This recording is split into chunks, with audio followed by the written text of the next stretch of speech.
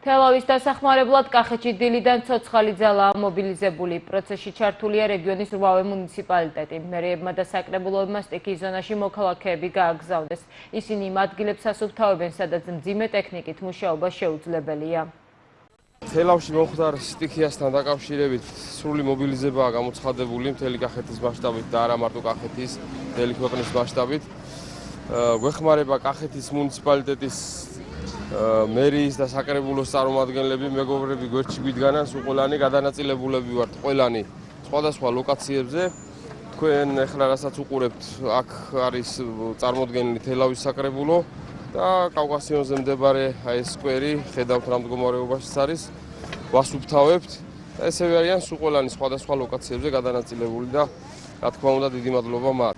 როგორც იცით, თელავს 12 ივლისს დააწყდა საკმაოდ სერიოზული სტიქია, რომელმაც წყობრიდან გამოიყვანა როგორც საგზაო ინფრასტრუქტურა, ასევე გასართობი ადგილები. ამ ინფრასტრუქტურის გარშემო თელავის მუნიციპალიტეტის მთელი საკრებულო წარმოდგენილი ვართ ცოცხალი ძალით, ასევე შემოგვიერთდნენ საკრებულოს წარმომადგენლები სხვადასხვა მუნიციპალიტეტებიდან, ყველა აქტიურად ვართ საქმეში ჩართული.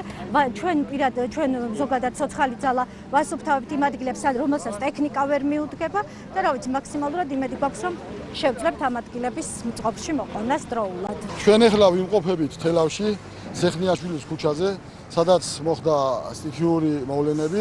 ახმეტის მუნიციპალიტეტიდან წარმოდგენლები ვართ საკრებულოს და მერიის თანამშრომლების დაახლოებით 50 კაცი და როგორც ქუჩის გაწმენდაში ვეხმარებით ადგილობრივებს, ისე კომერციული ობიექტების დასუფთავებაში